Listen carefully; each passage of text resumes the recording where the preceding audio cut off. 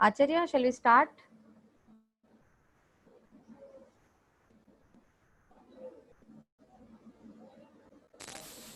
చేయండి, స్టార్ట్ చేయండి.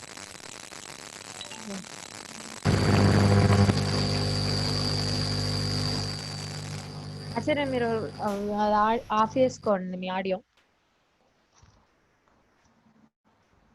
Okay my dear students, మనం లాస్ట్ క్లాస్లో ఏం నేర్చుకున్నామో ఒకసారి మళ్ళీ రీకాల్ చేద్దాము.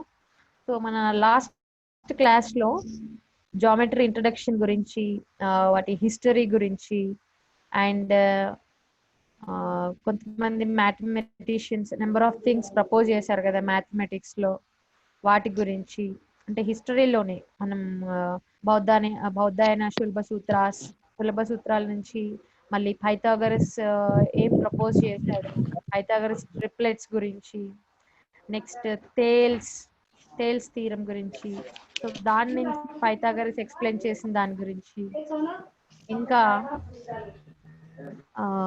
అక్కడి నుంచి next Euclid father of geometry, Euclid గురించి కొంచెం ఇంట్రడక్షన్ నిన్న హిస్టరీలో తెలుసుకున్నాం. ఎస్, సో మనం చెప్తున్నాం కదా the elements of geometry is written by Euclid. Okay, Euclid is known as father of geometry అని మనం చెప్పుకున్నాం. అసలు ఈ ఫాదర్ ఆఫ్ జామెట్రీ అని ఎందుకు అన్నారు యూక్లిడ్ ని? Father of geometry because he wrote 13 books on the elements. So because he wrote 13 books on elements గురించి, జ్యామితీయాల గురించి 13 పుస్తకాలను నిర్వహించాడు. He was the first Greek mathematician. No, he is not the first Greek mathematicians. Before him also we have some more mathematicians from the Greek. Okay? So he has written 13 parts related to the elements.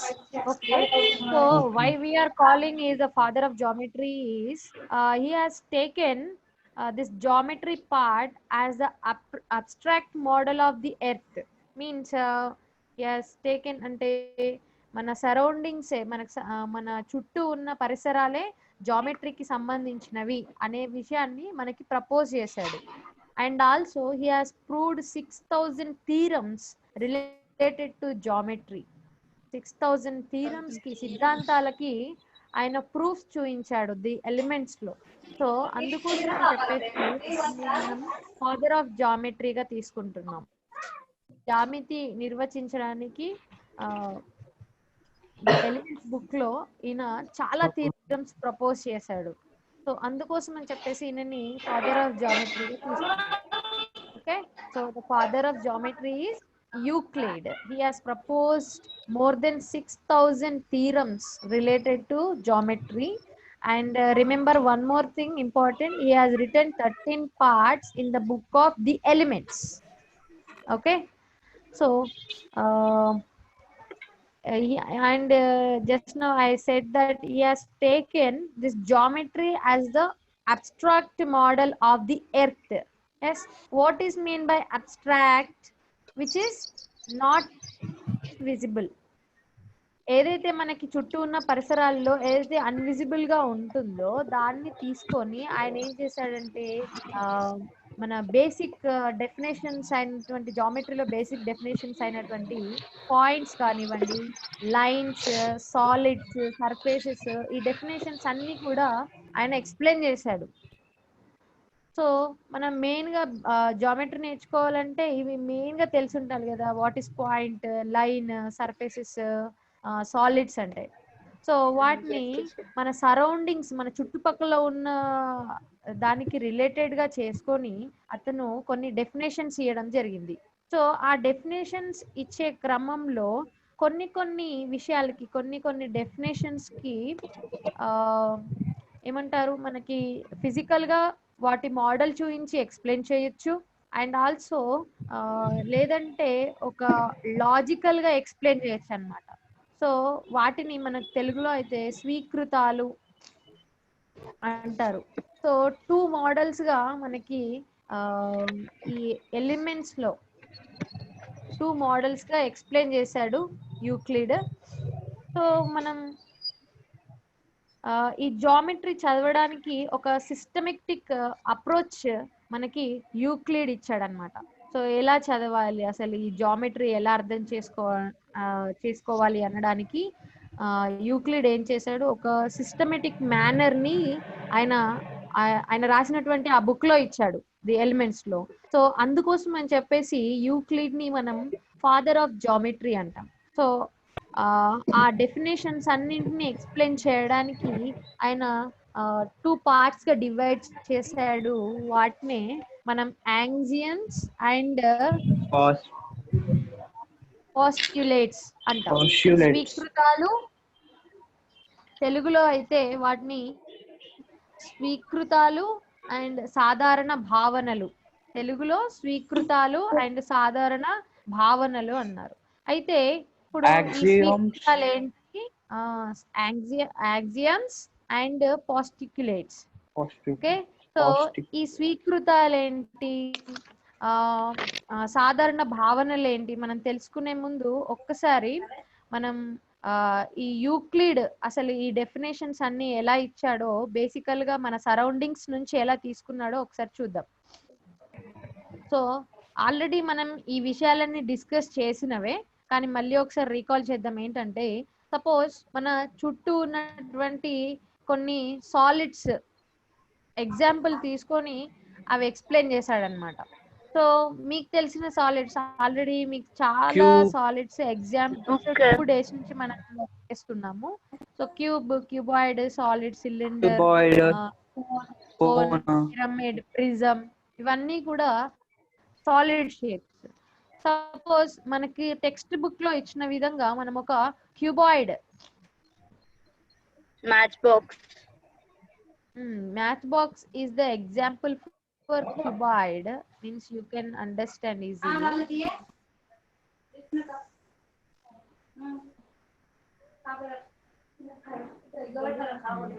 So here we will take one cuboid shape.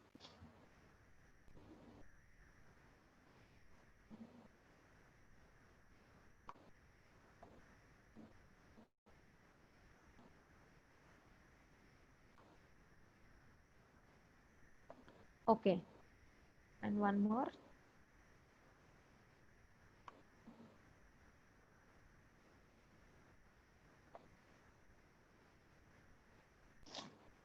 Now I am joining this corners.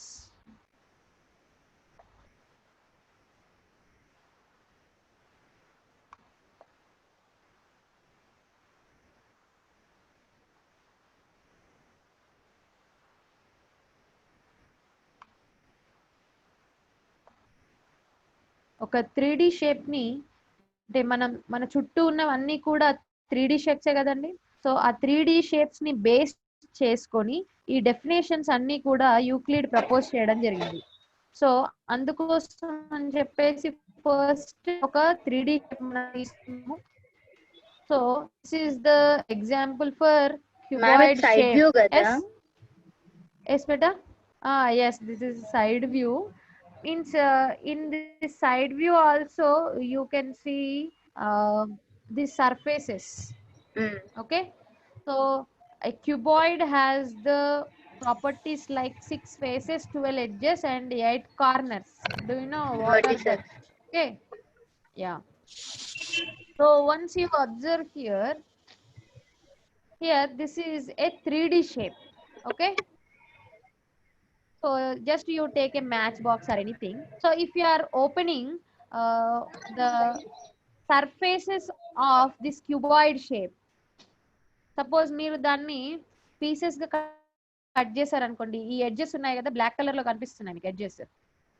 suppose if you are cutting the edges of this 3D shape, what it shows, ఇప్పుడు మీరు edges లో cut చేస్తే మీకు ఎటువంటి shapes వస్తాయి చెప్పండి. ఇప్పుడు ఈ 3D షేప్ ని మీరు కట్ చేశారు అనుకోండి, మీకు ఎలాంటి షేప్స్ వస్తాయి? రెక్టాంగిల్, స్క్వేర్, అన్ని రెక్టాంగిల్స్ స్క్వేర్స్ వస్తాయా? అన్ని రెక్టాంగిల్స్ వస్తాయి. ఓకే, మీరు ఇప్పుడు ఈ 3D షేప్ ని కట్ చేశారు, మీకు రెక్టాంగిల్ షేప్స్ వస్తాయి. So how the rectangle shapes will be means that rectangle shape, if you take a particular rectangle shape, it has any height. Here this 3D shape has length, breadth and height, means it has some value. So if you are cutting the edges of this 3D shape, you may get the 2D shape. Yes or no? yes teacher. See here, you will get the 2D shape like this. Okay, all the rectangles you will get like this. Okay, so again, if you are cutting this 2D shape, if you are cutting this 2D shape, what you will get? మీరు ఈ 2D shape ని కూడా suppose ఈ 2D shape ని ఒక example paper అనుకుందాం అండి. ఒక 2D షేప్ లో పేపర్ అనుకుందాం. ఆ పేపర్ ని కట్ చేశారు అనుకోండి, మీరు ఆ పేపర్ ని కట్ చేస్తే మీకు మళ్ళీ ఏమొస్తుంది అంటే, నేను మిడిల్ లో కట్ చేయాలా, క్రాస్ గా కట్ చేయాలా?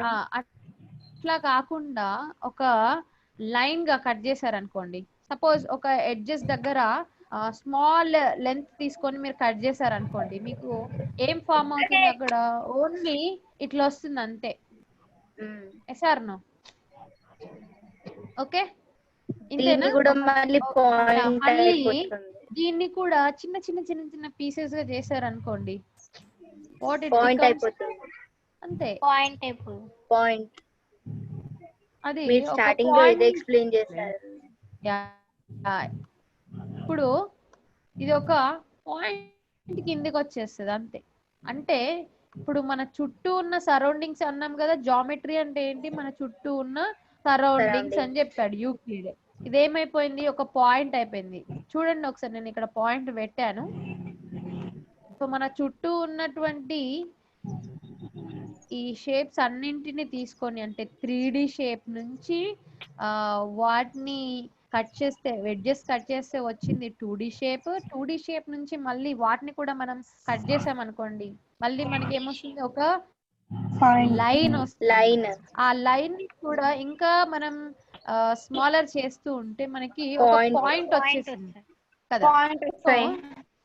పాయింట్ వచ్చేసింది అంటే మన చుట్టూ ఉన్న ఒక సరౌండింగ్స్ లో ఉన్నటువంటి ఒక ఆబ్జెక్ట్ ని తీసుకొని ఈ మన బేసిక్ జామెట్రీ అయిన డెఫినేషన్స్ అయినటువంటి పాయింట్, లైన్, సర్ఫేసెస్ ని యూక్లిడ్ ఎక్స్ప్లెయిన్ చేశాడు అనమాట. సో ఆయన ఎక్స్ప్లెయిన్ చేసిన దాంట్లో ఒకసారి టెక్స్ట్ బుక్ లో చూడండి, మనకి పేజ్ 61 లో అది ఎలా 3D నుంచి 2D, 2D నుంచి 1D, మీన్స్ 1 డైమెన్షన్స్ నుంచి నో డైమెన్షన్స్ కి ఏ విధంగా వచ్చామనేది ఒక పిక్చర్ లో క్లియర్ గా మనకి మెన్షన్ చేశాడు. మీకు అది చూస్తే అర్థమైపోతుంది. ఓకే, సో వీటిని బేస్ చేసుకుని బేసిక్ టర్మ్స్ అయినటువంటి జామెట్రికల్ బేసిక్ టర్మ్స్ అయినటువంటి point, line and surfaces, planes, వాటిని ఎక్స్ప్లెయిన్ చేశాడు. ఇప్పుడు ఇక్కడ సర్ఫేస్ అంటే ఏంటి తెలుసా మీకు? తెలుగులో అయితే తలం అంటాం. తలం తలం అంటారు. సో మీకు ఇప్పుడు సర్ఫేస్ అంటే ఏంటో చెప్తాను. సో ఒకసారి ఈ 3D షేప్ చూడండి. ఒకసారి ఈ 3D షేప్ చూడండి. ఈ 3D షేప్ లో ఇప్పుడు ఈ బ్లూ షేడింగ్ ఉంది చూసారా, only single blue shade. So దాన్ని కూడా తలం అంటారు. ఓకే, సో ఇప్పుడు దాన్ని మనం కట్ చేస్తే మనకు వచ్చింది 2D షేప్ కదా. Yes, means it doesn't have any height for it. So it is also a surface. If you are joining the surfaces, it will become a 3D shape. Okay. నేను So తెలుగులో చెప్పండి ma'am ఒకసారి. చెప్తున్నానన్న. ఇప్పుడు ఈ ఘన పరిమాణం ఉంది కదా, ఇది దీర్ఘ ఘన పరిమాణం. ఈ దీర్ఘ ఘన పరిమాణానికి మనకి ఎన్ని తలాలు ఉంటాయి? నేను ఫేసెస్ అని చెప్తున్నాను ఇంగ్లీష్. 6 ఫేసెస్, 12 ఎడ్జెస్, 8 కార్నర్స్ అని చెప్తున్నాను. అలాగే ఇక్కడ ఒక్కసారి చూడు, 6 తలాలు ఉంటాయి. చూడు, 1, 2, వెనకాల 3, పైన 4, కింద 5, ఈ పక్కన 6.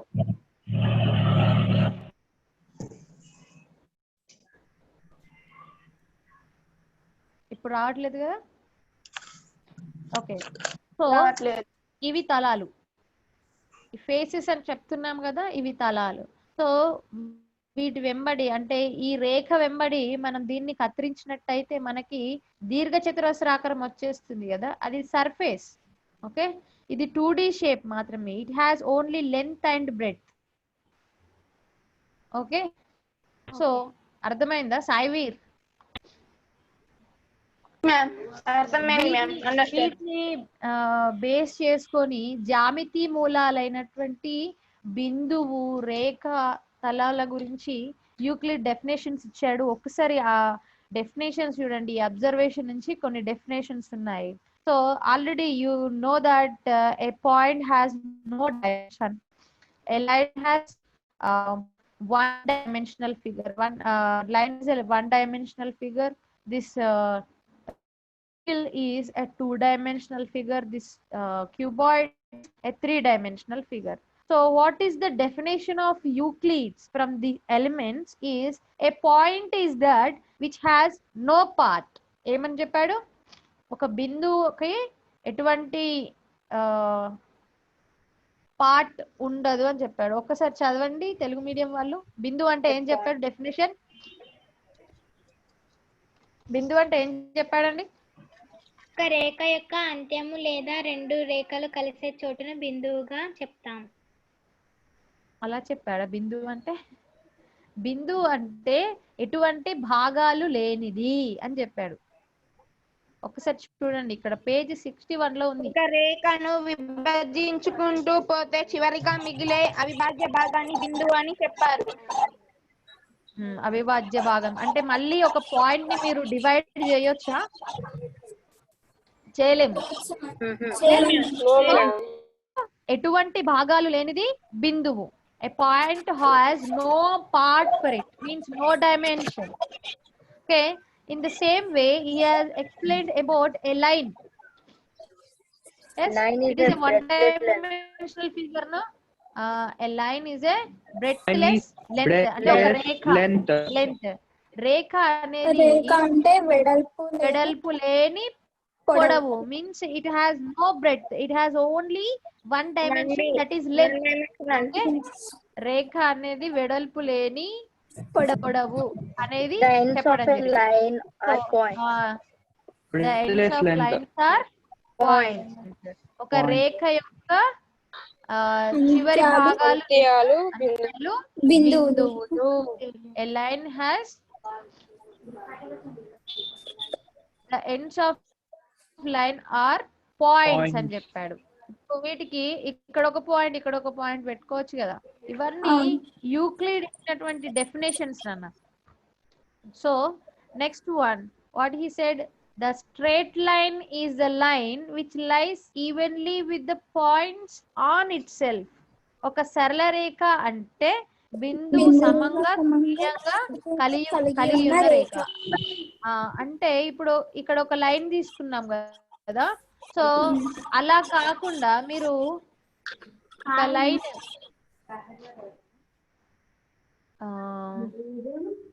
సేమ్ కొన్ని పాయింట్స్ పెట్టుకుంటూ పోతే మనకు ఒక లైన్ ఫామ్ అవుతుందని చెప్పాం కదా ఫస్ట్ స్టార్టింగ్ లో.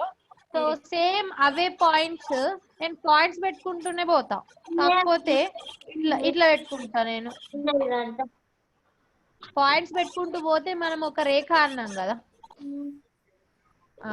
సో అలాగే నేను కూడా అవన్నీ పాయింట్స్ జాయిన్ చేసుకుంటూ పోతా. కాకపోతే ఇక్కడ చూడండి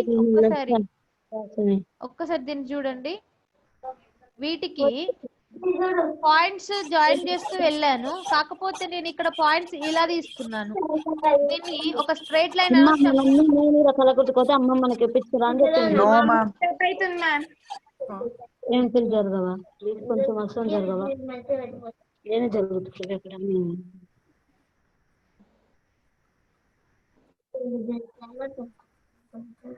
టీచర్ వస్తలేదు ఎందుకు మీ voice? So once you look at this figure, so I joined some points, but here can you say is it a straight line? No. No, it is not a straight line. I have joined the point, but it is not a straight line. So it is not a straight line. So what he said about the straight line, the straight line is a line which lies evenly with the points on itself. అంటే on itself. ఒక సరళ రేఖ అంటే బిందువు సమంగా తుల్యంగా కలిగి ఉన్న రేఖ. అంటే ఇలా స్ట్రేట్ గా ఎట్లాంటి ఎగుడు దిగుడు ఎక్కువ తక్కువ అంటే హెచ్చు తగ్గులు లేకుండా మనం పెట్టుకున్న జాయిన్ చేసిన పాయింట్సే ఒక సరళ రేఖ మీన్స్ స్ట్రేట్ లైన్ అని చెప్పాడు అనమాట. Okay, so next one is a surface is that which has length and breadth only. So can you say this two dimension is a length and breadth? Yes. Is it Yes, a it is surface? having length and breadth. The edges of surface are lines. Edges of Surface are lines. Length. yes, edges of surface is lines only. 2D Okay. ma'am. Yeah, this is a 2D, two-dimensional figure. Means what Not he's figure. saying, a surface has Surface. a surface is that it has length and breadth only. Can you say this Only is a length and surface? breadth. Yes. Yes, ma'am. So only పొడవు వెడల్పు ఉంటే దాన్ని ఒక తలం అనొచ్చు అని Euclid మనకు propose చేశాడు అనమాట. ఒక తలం అంటే పొడవు మరియు వెడల్పు మాత్రమే కలిగి ఉన్నది అని చెప్పాడు. సో నెక్స్ట్ వన్ ఈస్ తలం యొక్క అంచులు రేఖలు అని చెప్పారు. Once you observe this two dimensional figure, so see here the edges of surface are lines. Once you observe Lines. here from here to here, these all are lines only, no? If Yes, you ma'am. are bonding these lines, it will become a 2D shape. Okay, if you are joining the surfaces, it will becomes a 3D shape. Okay, మీరు ఈ తలాలన్నింటినీ కలిపి ఒక shape చేశారనుకోండి, అది 3 dimensional figure అయిపోతుంది. అదే కొన్ని lines join చేస్తూ చేశారనుకోండి, కొన్ని లైన్స్ అన్ని జాయిన్ చేస్తూ ఒక ఫిగర్ ని మనం తీసుకున్నట్టయితే అదొక 2 డైమెన్షనల్ అవుతుంది. ఓకే, మన చుట్టూ ఉన్న పరిసరాల నుంచి ఆయన ఇలాంటి కొన్ని డెఫినేషన్స్ ఇచ్చారనమాట జామెట్రీకి సంబంధించినటువంటివి.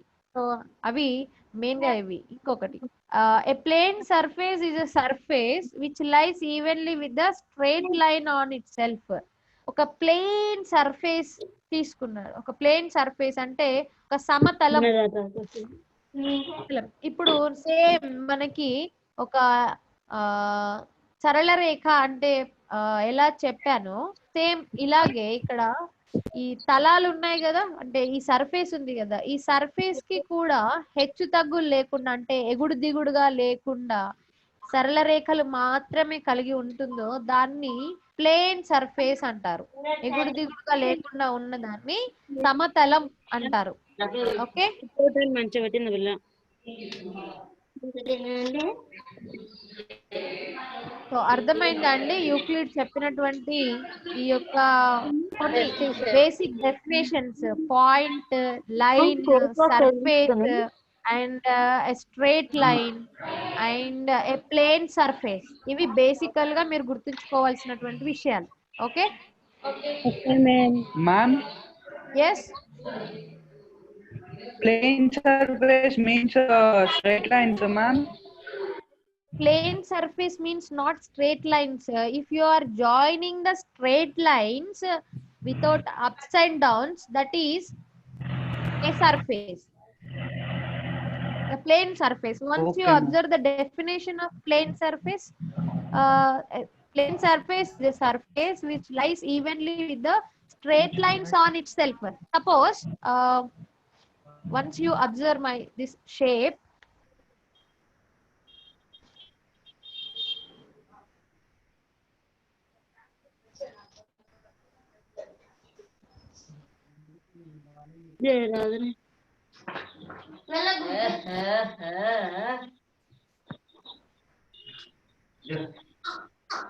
ఇక్కడ నేను ఒక rectangle తీసుకున్నాను. I has taken one rectangle here, but here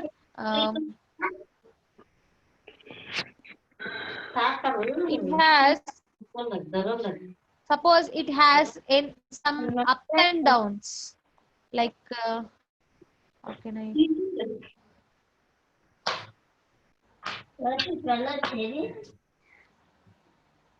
suppose it has some ups and downs like this, means in the middle of some ups and downs on the middle of the surfaces.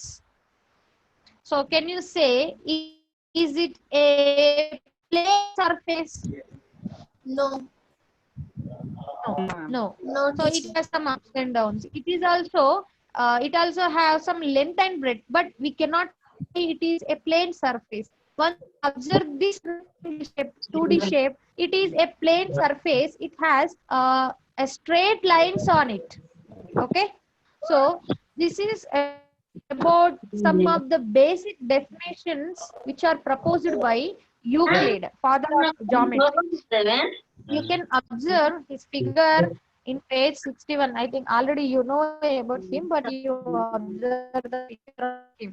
Okay, so he has given some definitions, no? So in this, when he is proposing some definitions, he has to explain, he has to give some more definitions while he is giving one definition. అంటే ఏంటంటే ఇప్పుడు ఈయన కొన్ని నిర్వచనాలు ఇచ్చాడు కదా, బిందు అంటే ఏంటి, రేఖ అంటే ఏంటిది, సమతలం అంటే ఏంటిది అని చెప్పేసి చెప్పాడు కదా. సో ఇందులో ఆయన ఏం చేశారంటే, సపోజ్ ఈ సర్ఫేస్ తీసుకుందాం అండి, ఒక తలం తీసుకుందాం. ఈ తలం గురించి ఎక్స్ప్లెయిన్ చేయాలి అంటే మళ్ళీ ఈ తలానికి కొంత పొడవు వెడల్పు ఉంటుంది. సో ఇది ఆక్రమించుకున్న వైశాల్యం ఎంత, దాని గురించి కూడా ఎక్స్ప్లెయిన్ చేయాల్సి వస్తుంది. ఓన్లీ సర్ఫేస్ గురించి. సో అలాగే ఒకసారి బ్యాక్గ్రౌండ్ వాయిస్ ఇప్పుడు మీరు ఒకటి ఇర్రెగ్యులర్ ది రెక్టాంగిల్ గీసారు కదా, దానికి కూడా లెంత్ బ్రెడ్త్ ఉంటదా? లెంత్ బ్రెడ్త్ ఉంటదా అండి, దీనికి కూడా లెంత్ బ్రెడ్త్ ఉంటది. కాకపోతే ఏంటన్నా 2 dimensional అవుతుందా? Yes, the figures which are having length and breadth, we can call it as 2-dimensional, no doubt at all. Okay, so వీటిని when he is giving some definitions about basic geometrical ideas, he has to give some more definitions when he is explaining that. అంటే ఆయన ఈ నిర్వచనాలు ఇచ్చేటప్పుడు ఇంకొన్ని definitions ని కూడా ఆయన ప్రపోజ్ చేయాల్సి వచ్చింది. సో అప్పుడు దానికోసం ఆయన ఏం చేశారంటే, కొన్ని డెఫినేషన్స్ ఉన్నాయి కదా ఇప్పటి వరకు నేర్చుకున్నవి, బిందువులు, I mean points, lines, surfaces, వాటిని ఏం చేశారంటే ఈ బేసిక్ డెఫినేషన్స్ ని ఏమంటారు, అనిర్వచనీయమైనటువంటి డెఫినేషన్స్ గా ఆయన చెప్పేయడం జరిగింది అనమాట. అంటే ఇవి ఎక్స్ప్లెయిన్ చేసేటప్పుడు కొంత బాగా, ఈ సపోజ్ 3D షేప్ తీసుకున్నారు అనుకోండి, ఆ 3D షేప్ ఒక దగ్గర పెట్టారు. సో అది ఎంత వైశాల్యాన్ని ఆక్రమించింది, means how much area it occupies, ఆ డెఫినేషన్. అంటే మళ్ళీ దీంట్లో ఏరియా గురించి ఎక్స్ప్లెయిన్ చేయాల్సి వచ్చింది. సో ఇట్లా డెఫినేషన్స్ లో ఇంకా కొన్ని డెఫినేషన్స్ ఇవ్వాల్సి వచ్చేసరికి ఆయన ఏం చేశారంటే, మన బేసిక్ డెఫినేషన్స్ అన్నింటినీ కూడా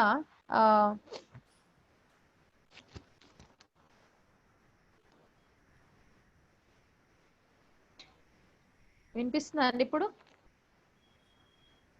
Yes, ma'am. సో అట్లా మధ్య మధ్యలో కొన్ని ఎక్కువ డెఫినేషన్స్ ఇవ్వాల్సి వచ్చేసరికి మన బేసిక్ డెఫినేషన్స్ ఆయన ఏం చేశాడంటే అన్డిఫైన్డ్ టర్మ్స్ గా చెప్పేశాడు అనమాట.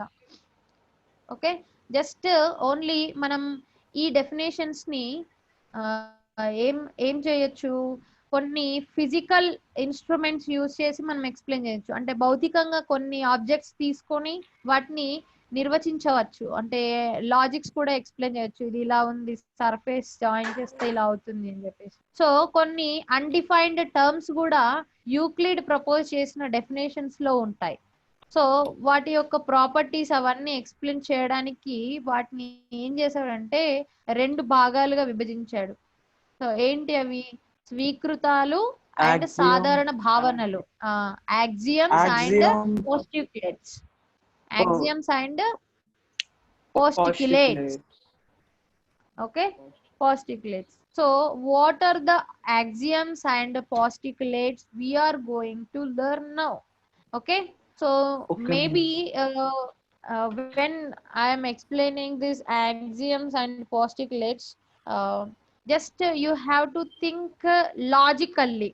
Okay, just think logically, then you can understand easily.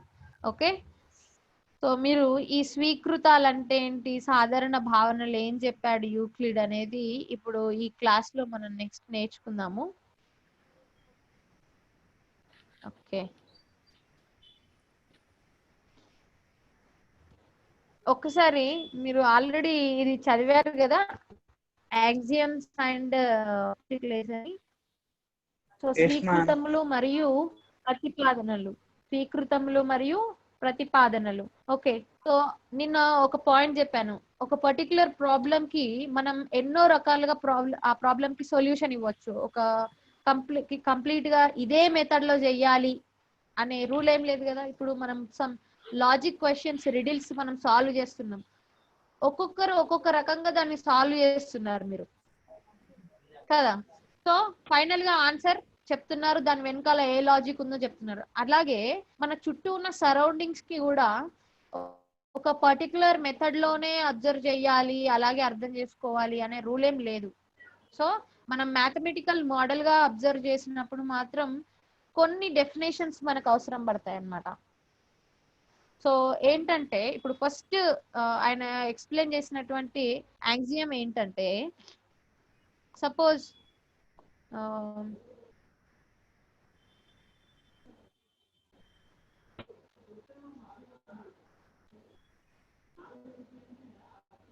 మీరు ఒక షేప్ తీసుకుందాము, circle shape. So is it looking like a circle? Okay, is it a circle now? Okay, so what he proposed is, this is a complete circle. Okay, so Yes, ma'am.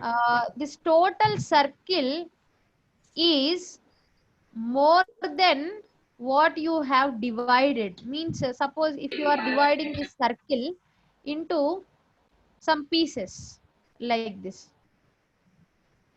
So I am dividing this circle as like this. I am drawing one line here. So I have divided this complete circle into 2 parts. Okay, so the total place on the circle I am considering as C. Okay, so this is only for example. Okay, so suppose I am taking the complete area of this circle is C. So some part from it, means this part, means the small part, if you are considering as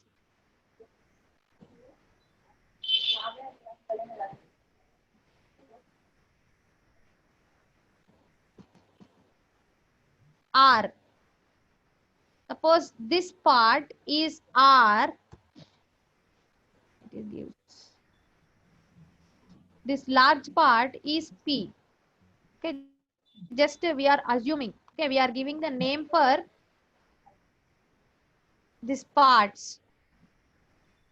Okay, so this part is P and this part is R. So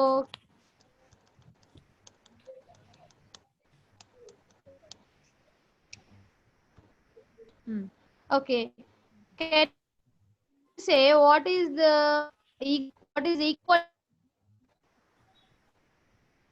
what we can write for C? Voice struck ఇప్పుడు అవుతుంది. Complete area C equal of P plus R C is equal to మనం ఏమని రాసుకోవచ్చు, నేను ఇక్కడ ఉన్నటువంటి ఈ వృత్తాన్ని రెండు భాగాలుగా విభజించాను కదా, సో ఈ మొత్తం భాగాన్ని మనం ఏమని నిర్వచించవచ్చు, అక్కడ మనం ఏమని రాయొచ్చు? P plus P plus R. P plus C R is equal to P plus R అని రాసుకోవచ్చు. అంటే ఇక్కడ P అనేది ఒక భాగము, R అనేది ఇంకో భాగం కదా.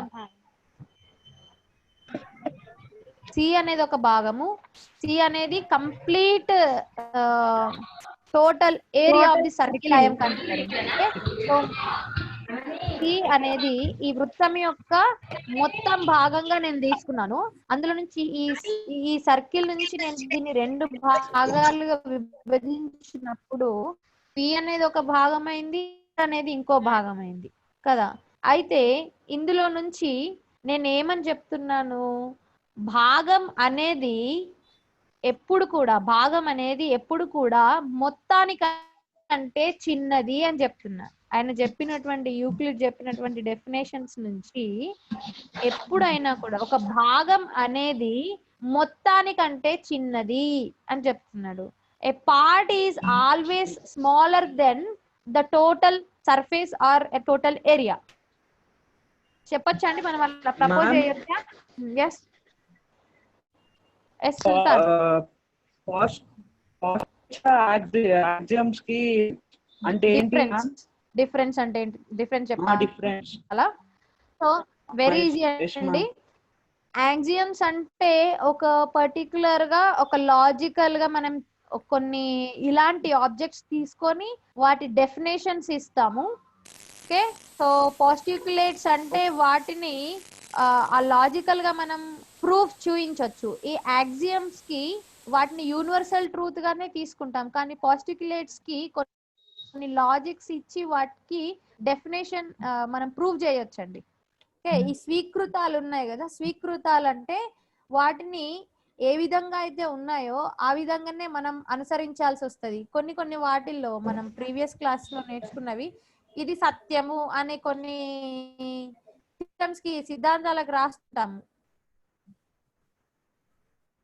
సో వీటిని స్వీకృతాలు యాక్సియమ్స్ అంటే వాటిని యూనివర్సల్ ట్రూత్ గా తీసుకోవాల్సి ఉంటుంది. పాస్టిక్యులేట్స్ అంటే సో వాటికి కొన్ని లాజిక్స్ అప్లై చేసి డెఫినేషన్స్ ఇస్తాం. ఓకే, పర్టికులర్ గా వాటిని ప్రూవ్ చేయొచ్చు.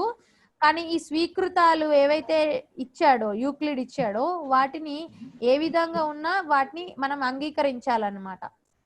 సో ఇప్పుడు ఒక ఎగ్జాంపుల్ చెప్పాను, మనకి యూనివర్సల్ ట్రూత్స్ ఉన్నాయి కదా, sun rises in the east అని చెప్పేసి. సో యూనివర్సల్ ట్రూత్ అది. సో దానికి ఇంకో డెఫినేషన్ ఏదైనా చెప్పగలరా? సూర్యుడు తూర్పున ఉదయిస్తాడు అనేది మనకు ఫిజికల్ గా కూడా కనిపిస్తుంది. సో దానికి అలా కాకుండా మీరు ఇంకో రకంగా ఏదైనా డెఫినేషన్ ఇస్తారా యూనివర్సల్ ట్రూత్ కి? సో అది ఏ విధంగా ఉంటో అలాగే మనం అంగీకరించాల్సి వచ్చింది కదా, తీసుకోవాల్సి వచ్చింది యూనివర్సల్ ట్రూత్ అని. So in the same way we have to take this axiom how that was proposed by Euclid, but this postulates are different. ఎలా అంటే మనం ఈ పాస్టిక్యులేట్స్ కి అంటే అవి నేర్చుకునేటప్పుడు మనకు అర్థమైపోతుంది. ఎలా అంటే వాటికి ఒక లాజిక్ అప్లై చేసి వాటికి డెఫినేషన్స్ ఇస్తామన్నమాట. ఓకే, సో ఆ విధంగా యాక్సియమ్స్ కి పాస్టిక్యులేట్స్ కి ఇది డిఫరెన్స్. ఓకే, సో ఇప్పుడు ఒక విషయం చూడండి, ఇక్కడ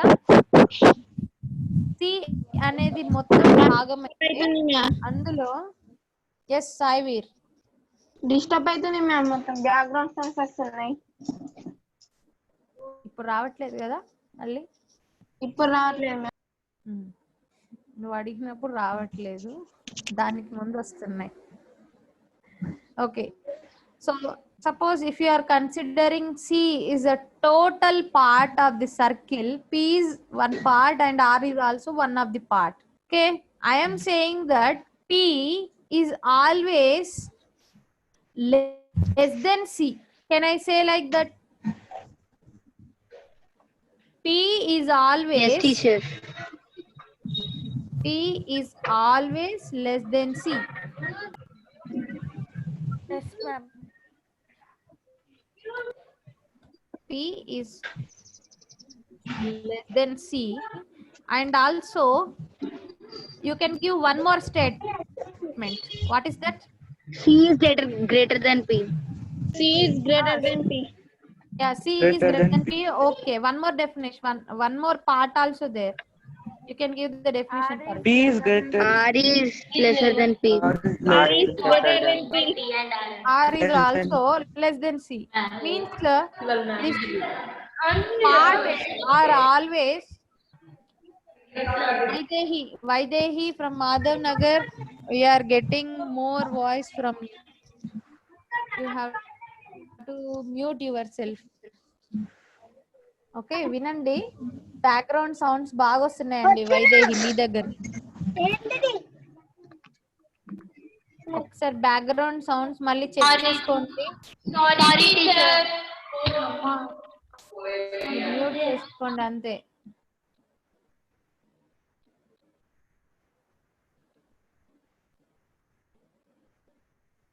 okay, so we can say part is always lesser than total thing. Okay, total area. Okay, so this is the first axiom given by Euclid. ఆయన ఏం చెప్తున్నాడంటే మొత్తం అనేది ఎప్పుడైనా కూడా ఒక భాగానికంటే చిన్నదే అని చెప్తున్నాడు. దాని నుంచి మనం ఒక 2 కండిషన్స్ రాసాము. ఏంటి? P is less than C, is R is also less than C. So then we can write C as P plus R. Okay, this is the first thing is explained by Euclid. Okay, Ma'am, part So, is always sorry. lesser than. yes, part is always Part is- lesser than lesser than. whole part. Means our total part. Okay, suppose if you are considering this is a circle, this is the whole part. C is a whole part and P is one of the part and R is also Part. one of the part of this whole part. So what he is saying is the whole part is always greater than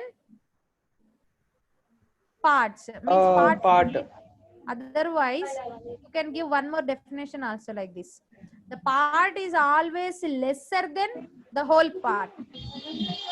This Okay? is axiom, ma'am. This is Yeah, this is also one of the axiom of universal truth, ma'am. Yes, beta, you can universal truth. Okay. Okay, so from this, the whole is of the parts. Whole we can consider as whole is equal to sum of the parts. Means C is equal to P plus R we are written. Okay. So next one is here some of the Euclid's axioms are given below. Once please read this one. Okay. So ఒక్కసారి ఇక్కడ మనకి page 62లో కొన్ని axioms ఇచ్చాడు Euclid. So అందరూ తీసుకున్నారు, చూడండి ఒకసారి. So ఒకే రాశి సమానమైన రాశులు ఒకదానికొకటి సమానాలు అని ఇచ్చాడు. So means things which are equal to the same things are equal to one another. So can anyone explain about this? మీకు అర్థమైందేమన్నా? మ్యామ్ ఎక్కడ ఉంది మ్యామ్ ఇది? డిస్టర్బెన్స్ వస్తుంది మ్యామ్ మ్యామ్ ఇప్పుడు C equals to P plus R వేరే దానికి equal అవ్వదు, దీనికి ఈక్వల్ అవుతుంది కదా మ్యామ్, అలాగా. మ్యామ్ తేజస్వి నాకు అర్థం టెక్స్ట్ కాలేదు. బుక్స్ లో టెక్స్ట్ బుక్ లో అంటే C equals to P plus R దీనికి ఈక్వల్ అవుతుంది కదా. ఇప్పుడు వేరే దానికి ఫార్ములా యూజ్ చేసామంటే ఈక్వల్ అవ్వదు.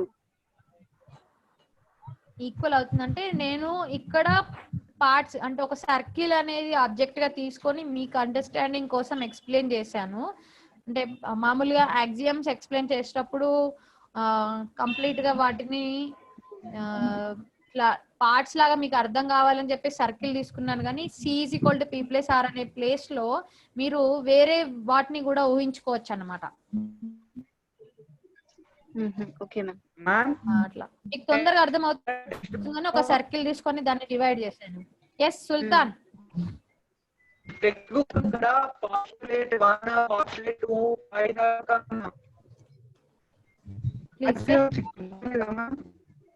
సో యాక్సియమ్స్ మనకి ఇక్కడ పేజ్ 62 లో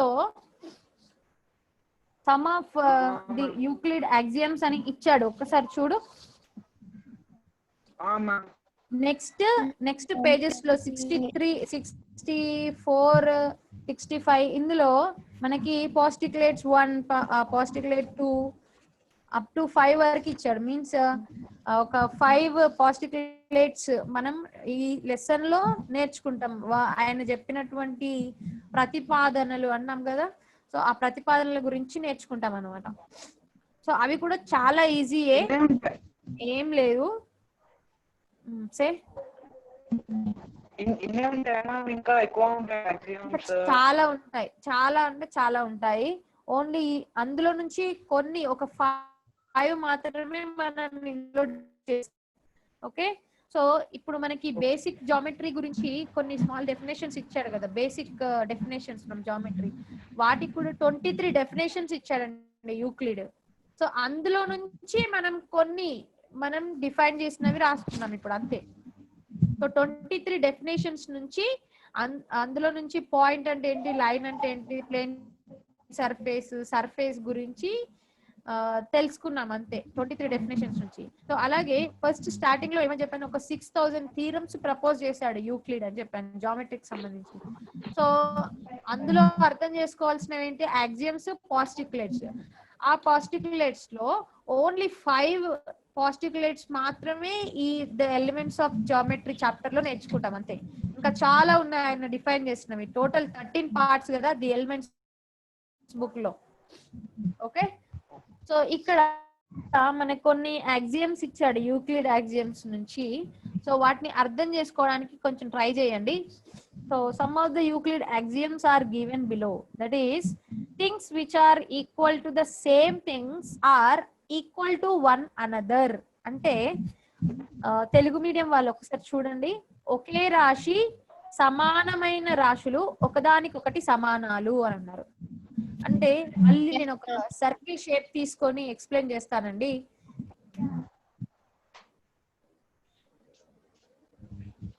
okay,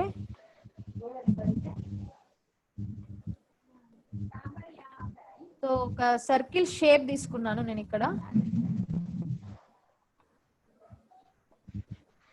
so this is one complete whole part, right? Okay, so suppose if we are dividing this circle into 2 parts like this. So if I am dividing this circle into 2 equal parts, okay, అంటే ఇది ఒక complete whole thing గా మీరు తీసుకోవాలి, only circle అనే తీసుకోవద్దు. Okay, so ఇప్పుడు ఇక్కడ ఈక్వల్ గా ఉన్నవి ఏంటి, ఇప్పుడు నేను ఇందులో తీసుకుంటాను.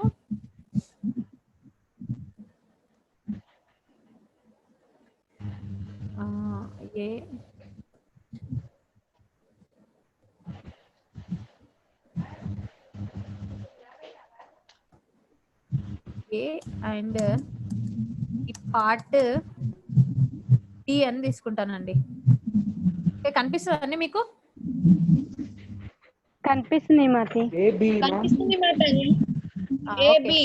So I am divided this circle into two parts, as one part is A and one more part is B. So can you say A is equal to B? So నేను ఈ రెండింటిని ఇలా డివైడ్ చేశాను కదా. So మీరు ఈ shape observe చేయడం వల్ల A is equal to B అని మీరు చెప్పొచ్చా? Yes ma'am. You can say it as A equal to B. అంటే ఇప్పుడు ఇక్కడ A అనేది ఒక రాశి అనుకుంటే B అనేది ఇంకో రాశి అనుకుంటే, సో ఈ రెండు రాశులు సమానమైనవి కదా, మనం సమానంగా విభజించాం దాన్ని. సో అందుకోసం మనం ఏమని చెప్పొచ్చు, A is equal to B అంటే A అనే రాశి B అనే వాటికి సమానం అని చెప్పొచ్చు కదా. సో అదే first axiom from Euclid proportion, that is ఒకే రాశి సమానమైన రాశులు ఒకదానికొకటి సమానాలు. The things which are equal to the same things are equal to one another. So here A is one part and B is one more part. So if you are observing this whole part which we are divided, we can say it as A equal to B. Okay, so that is ఒకే రాశి సమానమైన రాశులు ఒకదానికొకటి సమానాలని చెప్పినటువంటి first స్వీకృతం. ఇది ఏ విధంగా అంటే example తీసుకొని చెప్పాను అంతే. Okay, this is the first axiom.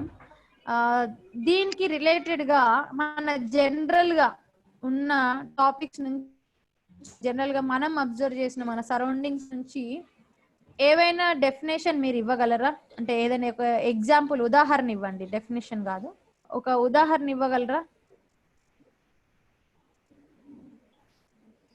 ఇప్పుడు మామూలుగా దానికి డెఫినేషన్ చెప్పడానికి నేను ఏం చేశాను, ఒక యాక్సియం ఎక్స్ప్లెయిన్ చేయడానికి ఒక సర్కిల్ తీసుకొని డివైడ్ చేసి చెప్పాను. బుక్ ఎలాగా? Door ma'am. Ma'am book ma'am. Board, pad, laptop. అంటే నేను ఒక 3D షేప్ ఎగ్జాంపుల్స్ చెప్పమనట్లేదు.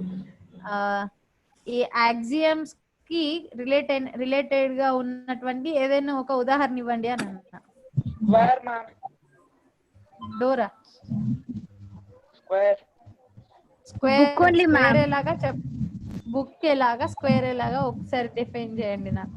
బుక్ అంటే వన్ సైడ్, ఇప్పుడు ప్రింట్ పేజ్ లో ఓపెన్ చేసామంటే ఏ సైడ్ బి సైడ్ రెండు ఈక్వల్ కదా మ్యామ్.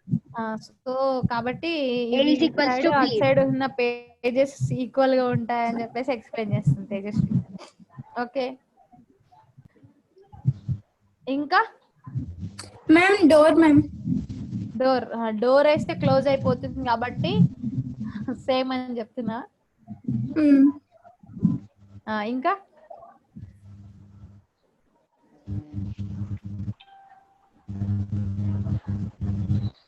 ఇంకా ఏమైనా ఎక్స్ప్లెయిన్ చేయగలుగుతారండి? ఓకే, ఇంకొక పెన్సిల్ మ్యామ్. డోర్ అయిపోయింది కాబట్టి విండోస్. ఓకే, అలా కాకుండా నేను ఒక ఎగ్జాంపుల్ ఇస్తానండి. General example. Pencil ma'am. Pencil. షార్పింగ్ with sharpener తో మనం దాన్ని షార్ప్ చేయొచ్చు కాబట్టి పెన్సిల్. అలా కాదండి. సో ఎలా అంటే, సపోజ్ నేను ఒక 3 persons ని తీసుకుంటాను. Okay, so Ram, Shyam, Lakshman. Okay, generally related to this axiom is Ram's salary is equal to Shyam's salary. Okay, Shyam's salary is equal to Lakshman's salary. Can I say Ram's salary equal to Lakshman? Yes ma'am. Yes ma'am. Yes, that is related to first axiom. అర్థమైందా? ఇప్పుడు general గా మనం ఇవ్వాల్సిన definition అంటే example ఇలా ఉండాలి.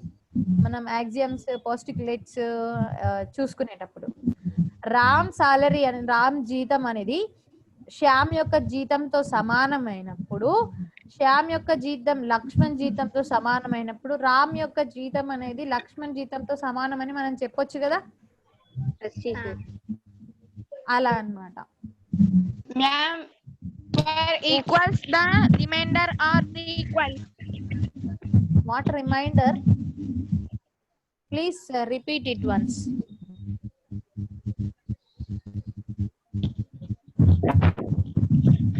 Ma'am, from equal the remainder are equal.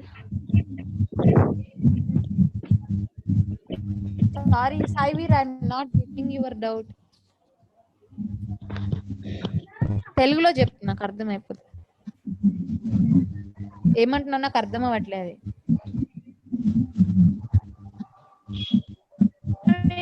Equals ఉన్న వస్తువులలో డోర్ వస్తాయి మరి సర్కిల్ వస్తువులు. ఇప్పుడు చెప్పు, డోర్ ఎలా వస్తుంది ఒకసారి చెప్పు.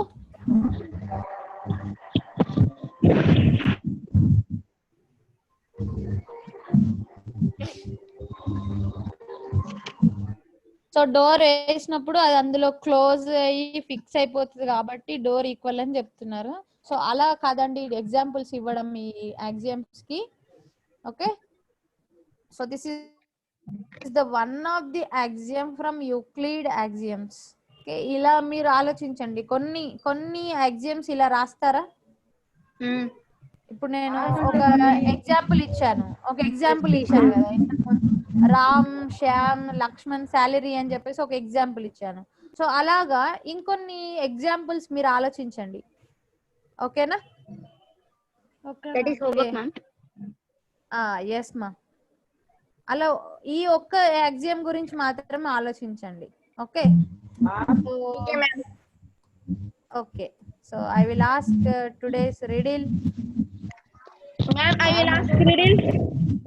Ma'am, shall I ask riddle today? Okay. Ma'am, shall I ask riddle today? Okay, you can. I'm ready with my pen. Right. Ma'am, shall I ask 10 plus 4 is equal to 44? I'm getting some disturbance. Huh? Please say. 10 plus 4 is equal to 44.